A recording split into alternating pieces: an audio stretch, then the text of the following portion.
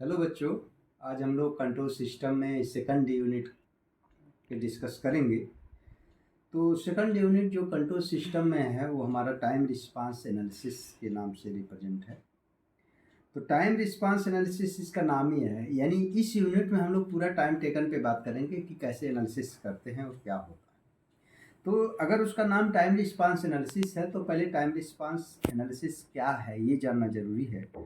तो इसकी जो डिफिनीशन बनती है, the response given by the system which in function of the time to the applied excitation is called the time response of the control system. तो to the applied excitation is called the time response of the control system. और जो ये response है of the control system है, basically ये दो भागों में तोड़ा जाता है, दो कैटेगरी में डिवाइड किया गया है। नंबर एक ट्रांजिएंट रिस्पांस होता है और नंबर दो आपका जो है स्टेडी स्टेट रिस्पांस होता है।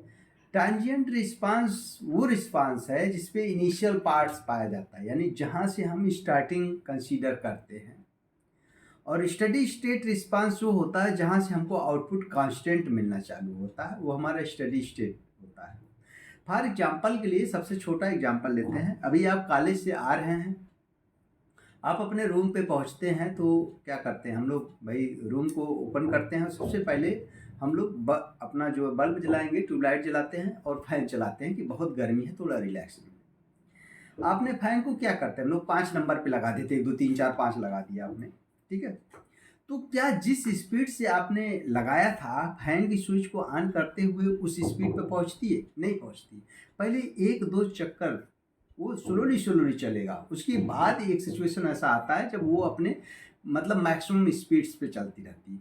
अब आप फुल नाइट उसी कमरे में हैं, पंखे को बंद नहीं करते तो उसी स्पीड से ही आपकी चलती रहती है, अगर उसकी स्पीड को डिस्टर्ब नहीं करते हैं तो। उस स्पीड पे पहुंचने से पहले, बात समझिएगा, उस स्पीड पे पहुंचने से पहले जो 2-3-4 चक्कर फैन हमारा स्लो स्पीड से लगाता है ना, वो आपका ट्रांजिएंट है। और उस स्पीड में, यानी जो कांस्टेंट स्पीड थी वहां पहुंचने में जो टाइम लग रहा है उसी टाइम को हम जो है ट्रांजिएंट टाइम बोलते हैं। ट्रांजिएंट का मतलब ये था, हमने कहा जिसमें इनिशियली, तो जहां से आप स्टार्ट किए और स्टेडी स्टेट में पहुंचने से पहले का जो वक्त है उसको हम ट्रांजिएंट टाइम बोलते हैं। ओके।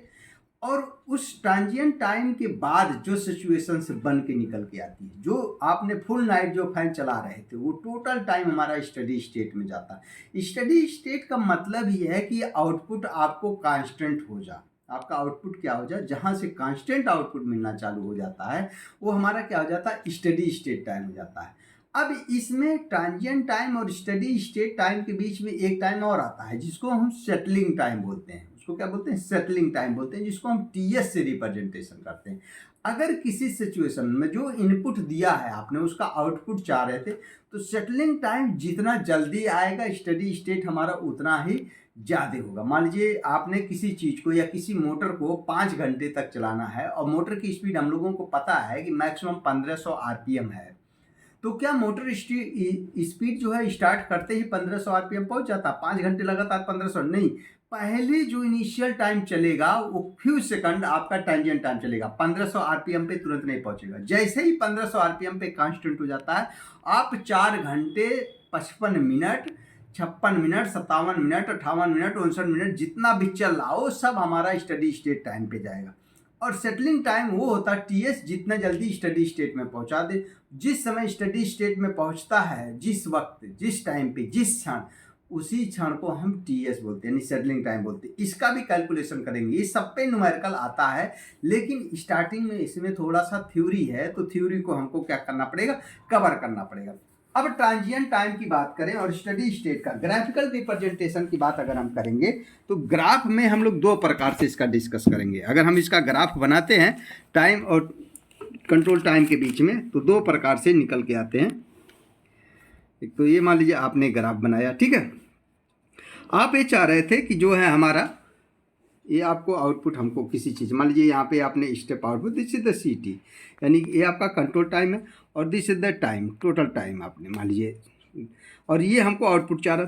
किसी चीज़ को हम लोग स्टार्ट करते हैं तो जीरो से स्टार्ट करेंगे ना, इनिशियल से स्टार्ट करेंगे, तो हमारा ग्राफ ऐसे धीरे धीरे धीरे धीरे धीरे धीरे धीरे ऐसे बढ़ता जाएगा, ऐसे ऐसे चलता चला गया, मतलब ऐसे चलता चला गया। ठीक है, अब आप देख रहे हैं जीरो से चल रहा है, ये जो बढ़ता हुआ जा रहा है समय के हिसाब से बढ़ता हुआ, एक सिचुएशन ऐसा आ रहा है कि जहाँ से हमको मान लीजिए यहाँ से हमको कांस्टेंट दिखाई दे रहा, तो यहाँ से हम सेपरेट कर लेते हैं। ठीक है, तो ये जो टाइम है, ये वाला जो समय बचा है, इसको हम CTT बोलते हैं। This is the transient time, transient time. ठीक है, इसको हम CTT से रिप्रेजेंटेशन, मतलब कंट्रोल का ट्रांजिएंट टाइम है। और ये वाला जो सिचुएशन बना ना, ये हमारा स्टडी स्टेट टाइम है, स्टडी स्टेट टाइम इसको हम बोलते हैं। ओके, स्टडी स्टेट टाइम बोलते हैं इसको हम CSST से रिप्रेजेंटेशन, मतलब स्टडी स्टेट कंट्रोल टाइम होता है। इसी समय देखिएगा, इस बात को जो कर रहे थे, यानी ये सेटलिंग टाइम हमारा यही है, इसको हम सेटलिंग टाइम बोलते हैं, इसको कौन सा टाइम, सेटलिंग टाइम है। This is a settling time, इसको हम TS से रिप्रेजेंटेशन करते हैं। अब देखिएगा, जो हम चाह रहे थे ये हमने स्टेप खींचा था, और ये हमारा डिजायर आउटपुट है, सॉरी ये एक्चुअल आउटपुट है, और ये हमारा डिजायर आउटपुट है। दोनों के बीच में कुछ डिफरेंस भी आ सकता है, इस डिफरेंस को हम स्टडी स्टेट एरर बोलते हैं, स्टडी स्टेट एरर इसको हम बोलते हैं। ओके, इसको हम ESS से स्टडी स्टेट एरर क्यों बोलेंगे भाई, जब हम स्टडी स्टेट में जो एरर पा रहे हैं इसको हम स्टडी, क्योंकि कभी कभी ऐसा होता है कि हो सकता है वो 100% आपको आउटपुट मिल जाए, हो सकता है 100.something% मिल जाए, या 100% से कम भी मिल सकता है, यानी ±2% टॉलरेंस बैंड ले करके चलते हैं। तो उसके बीच में जो डिफरेंस आएगा उसको हम स्टडी स्टेट आउटपुट बोलते हैं, सॉरी स्टडी स्टेट एरर बोलते हैं। स्टडी स्टेट एरर ये होता है desire output minus actual output, then called then steady state error बोलते हैं। ओके, तो ये होता, यानी जो टोटल टाइम की बात करें, CT = CSS टाइम और प्लस आपका CTT टाइम। ठीक है, यानी transient time, steady state time plus transient time. तो अब यहाँ पे ट्रांजिएंट टाइम जो होता है वो दो प्रकार से आपको मिलेंगे, या तो ये एक्सपोनेंशियल टर्म्स में मिलेगा, या तो ऑक्सिलेटरी टर्म्स में मिलेगा। ऑक्सिलेटरी टर्म बोले तो वो साइनोसाइडल रिप्रेजेंटेशन में आएगा, यानी आपने स्टेप ये चाहिए था आपका, और ये ऐसे गया ऐसे गया ऐसे गया ऐसे गया, और ये आपका कुछ आउटपुट ऐसे मिल गया। ठीक है, तो यहाँ से जहाँ से हमको कांस्टेंट मिल रहा है, ये वाला सिचुएशन जो बना हुआ हमारा CTT बना, यानी इसको हम क्या बोलेंगे, ट्रांजिएंट टाइम। और इधर वाला जो चल रहा है ये हमारा स्टडी स्टेट टाइम हो रहा है, स्टडी स्टेट टाइम। ओके, इसको हम किससे बोलेंगे, CSS टाइम इसको बोलते हैं, दिस इज द टाइम। और ये आपका CT हो गया, टोटल टाइम। अब इसके बीच में भी कुछ एरर मिला, इसी को हम ESS बोलते हैं, यानी स्टडी स्टेट एरर बोलते हैं। इस एरर को अभी हम लोग डिटरमाइन करेंगे कि कैसे हमने डिटरमाइन करते हैं और कैसे इसको रिड्यूस भी करते हैं स्टडीज। और इसी टाइम को हम क्या बोलते हैं, इसमें TS बोलते हैं, यानी ये टोटल टाइम आपका CTT का मतलब ही हमने बोला जिसमें इनिशियल पार्ट्स पाए जाए उसको हम CTT बोले, यानी ट्रांजिएंट टाइम। तो दिस इज द एक्सीलरेटरी टर्म्स, यानी ट्रांजिएंट टर्म्स जो है, ट्रांजिएंट टाइम है वो दो प्रकार से पाए जाएंगे, या तो एक्सीलरेटरी टर्म्स में होगा या तो exponential term. Exponential terms question में होगा तो e⁻⁻⁰ वाले जो टर्म्स दिए होंगे वो ट्रांजिएंट टाइम को रिप्रेजेंटेशन करेगा।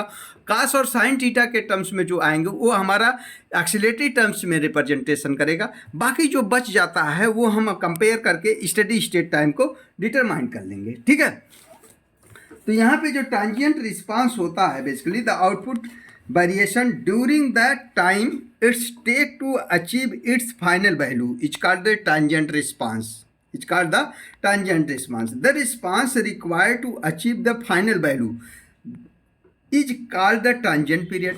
उस ड्यूरेशन को, इस पीरियड को, यानी the time required to achieve the final value is called the transient period. Okay, और ट्रांजिएंट रिस्पांस में भी एक्सपोनेंशियल हमने बताया, या तो ऑक्सिलेटरी टर्म्स इन नेचर में है। सिंबॉलिकली की बात करें तो ये CTT से रिप्रेजेंटेशन करेगा, स्टडी स्टेट हमारा CSST से रिप्रेजेंटेशन करता है। तो यहाँ पे जो ट्रांजिएंट रिस्पांस की बात करें तो टाइम में, यानी when limit t tends to infinite CTT = 0 अगर होता है तो फॉर स्टेबल ऑपरेटिंग सिस्टम के लिए होता है, फॉर स्टेबल ऑपरेटिंग सिस्टम के लिए होता है। ओके, अब चलते हैं हम लोग स्टडी स्टेट रिस्पांस पे। स्टडी स्टेट रिस्पांस हमने बताया कि जहाँ पे हमारा ट्रांजिएंट टाइम यानी ट्रांजिएंट टाइम वनिश हो जाए, खत्म हो जाए और स्टडी स्टेट यानी कांस्टेंट आउटपुट मिलने लगता है, उस सिचुएशन को हम स्टडी स्टेट टाइम बोलते हैं। Steady state response indicated the accuracy of the system. The symbol of steady state output क्या होता है? CSS, मतलब स्टडी स्टेट टाइम को रिप्रेजेंट। और टोटल टाइम आपको कभी लिखना हो, टोटल टाइम यानी CT इक्वल टू, हमने बताया कि क्या लिखेंगे? CSS टाइम और प्लस CTT टाइम। अब यहाँ पे एक्चुअली में जो है हमको न्यूमेरिकली सॉल्व करके डिटरमाइन करना होगा कि उसमें टाइम, स्टडी स्टेट टाइम कितना है और ट्रांजिएंट टाइम कितना है। इन चीज़ को हमको फाइंड आउट करना पड़ेगा। और एक चीज़ और बता दें, स्टडी स्टेट एरर, हमने कहा स्टडी स्टेट एरर क्या है? Difference between the desire output and the actual output of the system is called study state error. दोनों का जो डिफरेंस आएगा उसी को हम स्टडी स्टेट एरर बोलते हैं। इस पे भी आपको न्यूमेरिकल लगाने के लिए आता है, लेकिन इसके लिए हमको स्टडी स्टेट का फार्मूला क्या करना पड़ेगा? डिराइव करना पड़ेगा। और वो हम इस यूनिट में डिराइव करेंगे कि कैसे आपका स्टडी स्टेट, आपका टाइम, स्टडी स्टेट एरर हम लोग निकालते हैं। लेकिन इसमें हमारे सिलेबस में कुछ इनपुट्स देने होंगे जो हमारे स्टैंडर्ड इनपुट हैं, उसी पे हम लोग डिस्कस करेंगे। तो standard test signal are input हम लोग अगर बात करें, स्टैंडर्ड टेस्ट सिग्नल, या इसी को हम इनपुट बोलते हैं, ठीक है। तो इसमें 2-4 प्रकार का स्टैंडर्ड टेस्ट सिग्नल इनपुट हम लोग डिस्कस करेंगे। एक तो स्टेप इनपुट पे बात करना हमको, दूसरा जो है हमारा रैंप इनपुट पे बात करना है, और तीसरा पैराबोला पे बात करना है, और चौथा हमारा रैंप होगा, इम्पल्स होगा, इम्पल्स इनपुट। जो स्टेप इनपुट होता है इसी को हम पोजीशन फंक्शन बोलते हैं, पोजीशन फंक्शन। जो रैंप होता है इसको हम वेलोसिटी फंक्शन बोलते हैं, वेलोसिटी फंक्शन बोलते हैं। एंड तीसरा जो होता है इसको हम एक्सेलरेशन, एक्सेलरेशन फंक्शन बोलते हैं। इम्पल्स इनपुट्स जो है, इम्पल्स में this is nothing but only amplitude होता है, मतलब शार्ट ड्यूरेशन के लिए, शार्ट टाइम के लिए हम लोग इस पर डिस्कस करेंगे। तो 1 by 1 की बात अगर करें तो रैंप में हमारा क्या इनपुट होता है उसको हम लोग देखेंगे। यानी जो इनपुट होगा वो हमारा रेफरेंस इनपुट होता है, जिसको हम RT से रिप्रेजेंटेशन करते हैं कंट्रोल सिस्टम में, और जो रेफरेंस और जो आउटपुट होता है उसको हम CT से रिप्रेजेंटेशन करते हैं। तो पहले की बात करें तो स्टेप इनपुट की बात करें तो हम लोगों ने BSS में भी पढ़ा होगा, कुछ नहीं, एक स्टेप मान लीजिए और ये आपका स्टेप बना दिया। This is the RT reference input और दिस इज द CT, यानी ये आपका टोटल टाइम है, ए दिया है आपने। ओके, तो यहाँ पे जो फंक्शन बनेगा मैथमेटिकली, RT इक्वल टू क्या है? ए है, for T greater than equal to 0 और 0 for T less than equal to 0। अगर ऐसा हो जाए, इफ ए इक्वल टू अगर हम 1 कर दें, ए की वैल्यू 1 कर दें, then called unit step function. Then called क्या बोलेंगे इनको? Then called unit step function. Okay, इसकी वैल्यू जो है 1 आ जाती है तो इसको हम यूनिट स्टेप फंक्शन बोलेंगे। एंड डिनोटेड बाई UT से हम लोग इसको डिनोट करते हैं, ठीक है।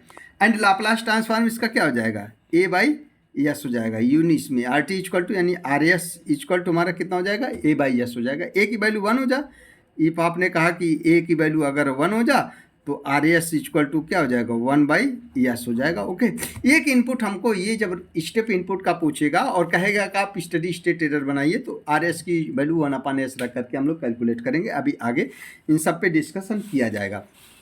अब आते हैं दूसरे वाले पे, रैंप इनपुट पे। This is the ramp. Actually में वीडियो है तो थोड़ा सा हमको बहुत फास्ट पढ़ाना पड़ता है इसमें, जो कि इतना स्पीड से होता नहीं है, ठीक है। This is the slope, this is the RT and this is the T। Okay, इसका जो RT होगा, RT इक्वल टू AT हो गया। ओके, फॉर क्या कह सकते हैं, T greater than equal to, इसमें भी zero, for T less than zero. Okay, if इसमें भी ए इक्वल टू अगर 1 हो जाता है, it is called the unit, है ना, यूनिट रैंप इनपुट इसको बोलते हैं। A equal to 1 then called unit ramp input. Okay, unit ramp input and denoted by RT से इसको हम डोनेट करते हैं, यानी और लाप्लास ट्रांसफॉर्म इसका हो जाएगा, Laplace transform A upon S square हो जाएगा। इस पर भी हम लोग एक आपका डिस्कशन करेंगे कि जब रैंप इनपुट ले रहे हैं तो उस केस में हमारा स्टेडी स्टेट एरर कितना हो रहा। और नंबर 3 की बात करें तो पैराबोलिक इनपुट क्या होता है, रैंप से 1 डिग्री फास्टर, यानी मान लीजिए आपने हाफ पैराबोला बना दिया, है ना, this the slope, this is the AT, and इसमें RT इक्वल टू कितना हो गया, RT equal to AT square बटे 2 फॉर किसके लिए, T greater than equal to 0 और 0 for T less than 0। Okay, if A equal to 1 then called unit parabolic input, if इसमें भी A इक्वल टू 1 हो जा देन कॉल्ड यूनिट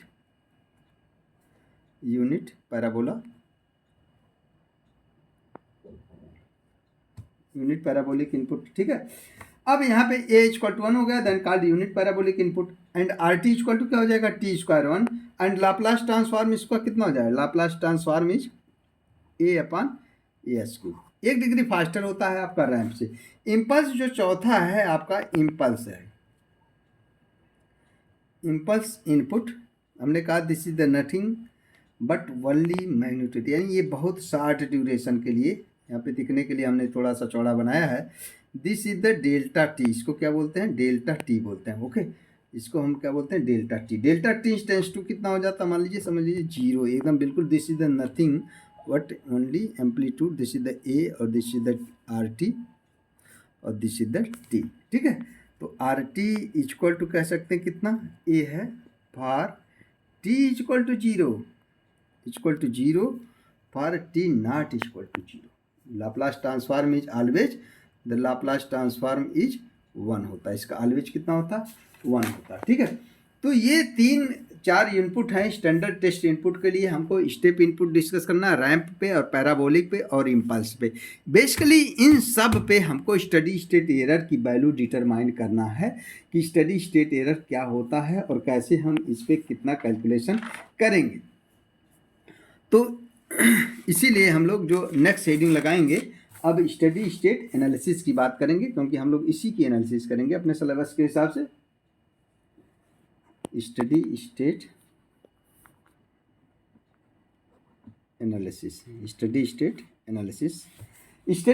एनालिसिस की जो बात करें तो steady state response has following to specification. Number 1 क्या होता है हमारा, सेटलिंग टाइम की बात करें,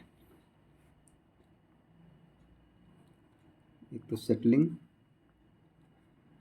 टाइम और दूसरा जो था हमारा स्टडी स्टेट एरर। भाई जब सेटलिंग टाइम जितना जल्दी हम पाएंगे, स्टडी स्टेट एरर हमारा उतना जल्दी होगा। तो स्टडी स्टेट एनालिसिस में जो है, steady state is that part of the output which remains after transient completely vanish from the output, यानी ट्रांजिएंट पार्ट्स जहाँ पे आपका कंप्लीट हो जाता है और स्टडी स्टेट टाइम जहाँ से चालू होता है, वहाँ पे जो समय मिलता है उसको हम सेटलिंग टाइम बोलते हैं, और स्टडी स्टेट आपका जो टाइम है वो तो चलता ही रहेगा। तो 2 चीज़ों को हम इसमें डिस्कस करेंगे, तो सेटलिंग टाइम और स्टडी स्टेट एरर। तो सेटलिंग टाइम में तो ज़्यादा कुछ हमको डिस्कस नहीं करना है। How much time response take to reach its steady state which is called the settling time. जिस समय पे वो आपका स्टडी स्टेट में रीच करता है यानी पहुंच जाता है, उसी टाइम को हम सेटलिंग टाइम बोलते हैं। यहाँ पे डिस्कस हमको बेसिकली स्टडी स्टेट एरर पे करना है, और इसी स्टडी स्टेट एरर को अगर हम लोग जो पीछे इनपुट दिया गया है, ये सब इनपुट दिए हैं, इस पे स्टडी स्टेट एरर कितना डिटरमाइन करने के लिए एक क्वेश्चंस आता है। तो अब हेडिंग लगाएंगे, इसमें क्या हम हेडिंग लगाएंगे, स्टडी स्टेट एरर क्या होता है ये जानना जरूरी है। Study state error, okay. Study state error हमने बोला था difference between actual output and the desire output. It is the difference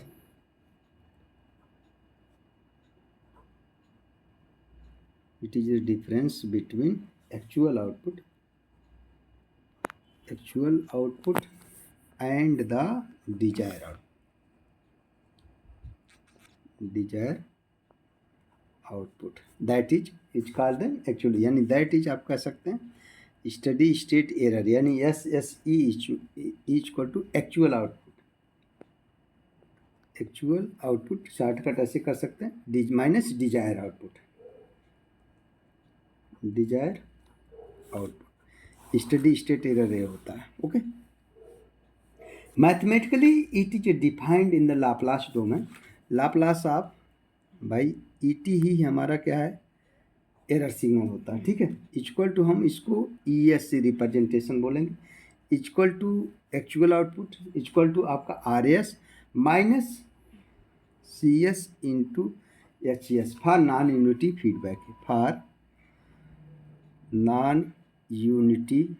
feedback. एक तो मैथमेटिकली ये मिलेगा. ठीक है, यहाँ पे लिख सकते हैं mathematically it can be defined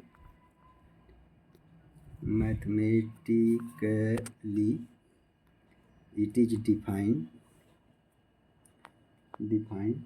in Laplace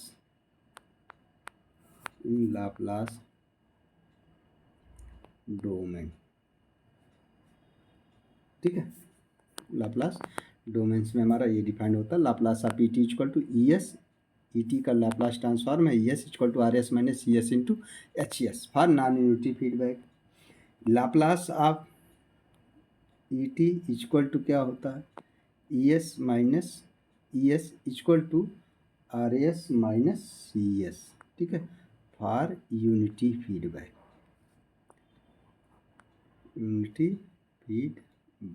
okay, तो ये दो होते हैं. अब हमको क्या करना है, यहाँ पे स्टडी स्टेट का फार्मूला डिराइव करने के लिए derive the study state error. इस पे न्यूमेरिकल सॉरी इस पे डेरिवेशन भी आता है और इस पे हमको न्यूमेरिकल भी आता है. तो स्टडी स्टेट का फार्मूला पहले हमको डिराइव किया जाए. तो अब हेडिंग लगाएंगे हम डेरिवेशन ऑफ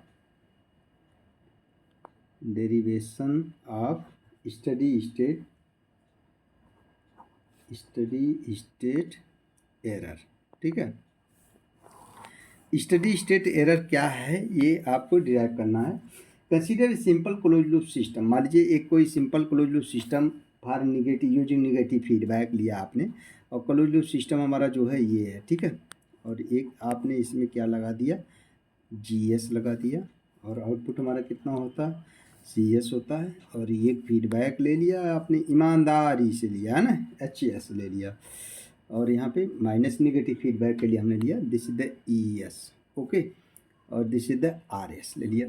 अब आपको यहाँ पे ES की वैल्यू, स्टडी स्टेट एरर हमारा क्या है, ES ही है. ES से ही हमको कैलकुलेशन करना है. इसका फार्मूला मिल जाए तो हम इसमें सब वैल्यू को रखते चल जाएंगे. जहाँ पे ES हमारा क्या है, एरर सिग्नल है. और एक आपने BS ले लिया, जहाँ पे आप कह सकते हैं ES हमारा क्या है, एरर सिग्नल है, एंड BS हमारा क्या है, फीडबैक सिग्नल है. ठीक है, ये हम लोग पहले भी डिस्कस कर चुके हैं. फीडबैक सिग्नल है. ठीक है, अब यहाँ पे ES इक्वल टू हमारा जो वैल्यू बनेगा, बात समझिएगा, ES इक्वल टू क्या हो रहा है, RS इधर से आ रहा है, BS इधर से जा रहा है. तो equal to RS minus BS लिखिए, RS माइनस BS हो रहा है. ठीक है, अब BS इक्वल टू क्या है, BS ये है हमारा. BS इक्वल टू क्या भाई, ES आया और आपको ES इंटू GS मिल करके CS दिया, यानी यहाँ पे हमको CS मिल गया, और CS इधर से आया HS के साथ लिया. तो BS इक्वल टू हम लोग कह सकते हैं CS इंटू HS हो गया. तो ES की वैल्यू में हम क्या करेंगे, BS की वैल्यू रख देंगे. तो ES इक्वल टू क्या हो गया, RS minus BS equal to क्या लिख दिया आपने, CS इंटू HS रख दिया, मेंशन कर दिया. CS इक्वल टू क्या है, ES इंटू GS है, जो कि हमने बताया. CS इक्वल टू कितना है, ES इंटू GS. क्यों भाई, देखिए यहाँ पे देखिए, ई एस आया अपने साथ मल्टीप्लाई करा, ई एस आया multiply equal to C S के बराबर है, ठीक है। तो सी एस इक्वल टू हमने क्या दिया, ई एस इंटू जी एस कर दिया, ठीक है। इसकी भी वैल्यू हम क्या करेंगे, यहाँ पे सी एस इक्वल टू जो ये है, यहाँ पे सी एस के स्थान पे हम इसमें मेंशन कर देंगे। तो ई एस इक्वल टू हमारा फार्मूला बन जाएगा कितना, R S minus C S की वैल्यू आपका E S into G S into H S, okay. अब ई एस को एक साइड में हम लोग कर सकते हैं, ये इधर ले आते हैं, यानी आर एस को हम इधर कर लिया इक्वल टू ई एस, और ये था माइनस था, इधर आएगा तो प्लस हो जाएगा, यानी प्लस ई S into G S into H S. यहाँ से ई एस आप कामा ले लें, ठीक है, 1 plus G S into H S, ये आपका क्या हो गया, आर एस हो गया, ठीक है। हमको क्या चाहिए था, ई एस चाहिए था, तो ई एस इक्वल टू हम फार्मूला बना देंगे कितना, आर एस बोले तो रेफरेंस इनपुट है, upon 1 plus G S into H S. ये हमका हमारा एरर सिग्नल बन गया, ठीक है। E S equal to R S 1 plus G S into H S, this is the for कह सकते हैं, फार नॉन यूनिटी है ना, non unity negative feedback, non unity negative feedback.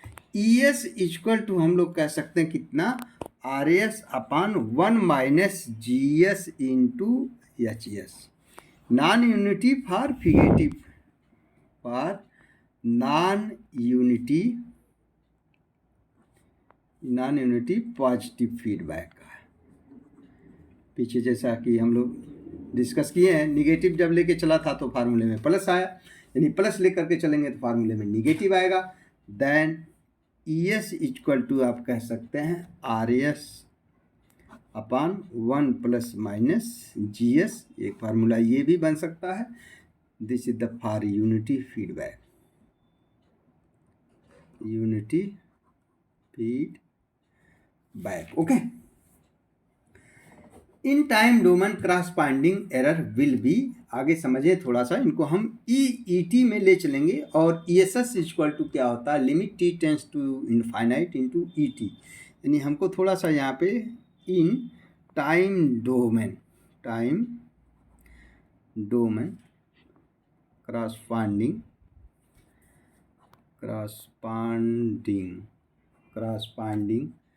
Error will be ET, then steady state error, यानी ESS equal to limit t tends to infinite ET, okay. ये formula होता है अगर, ठीक है। Now we can related this Laplace domain using final value theorem. भाई final value theorem और initial value theorem हम लोगों ने पढ़ा है, तो यहाँ पे हम उसको यूज करेंगे। Now we can related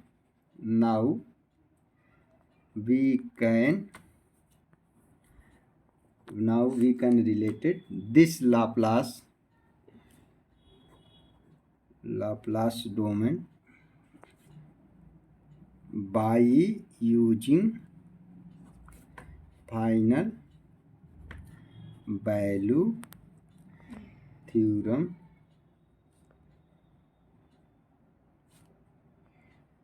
which state that, आपने BSS में पढ़ा होगा क्या होता है, limit t tends to infinite F T equal to limit s tends to 0 S F S, होता है ना, वेयर एफ एस क्या है हमारा, वेयर एफ एस क्या है, लाप्लास ऑफ एफ टी होता है, okay. Laplace of F T, यानी उसी फंक्शन का आप लाप्लास ले लेते हैं तो ये होता है। देयरफॉर आप कह सकते हैं, देयरफॉर अब सोचिए इसमें हम इस थ्योरम को लगा दें तो यहाँ पे लिमिट इतना टी टेंस टू टी था, यानी आगे इसमें क्या हो जाएगा, यानी E S S equal to हम लोग देखिए limit T tends to infinite E T equal to क्या लिख सकते हैं, limit S tends to 0 S into E S हो जाएगा ना। ई एस इधर क्या है हमारा, लाप्लास ऑफ ई टी, और ई एस का जो फार्मूला है ये आपने यहीं पे डिराइव किया है, ठीक है। इस फार्मूले में अगर हम फाइनली रख दें तो आपका then E S S equal to limit S tends to 0 S E S बन गया।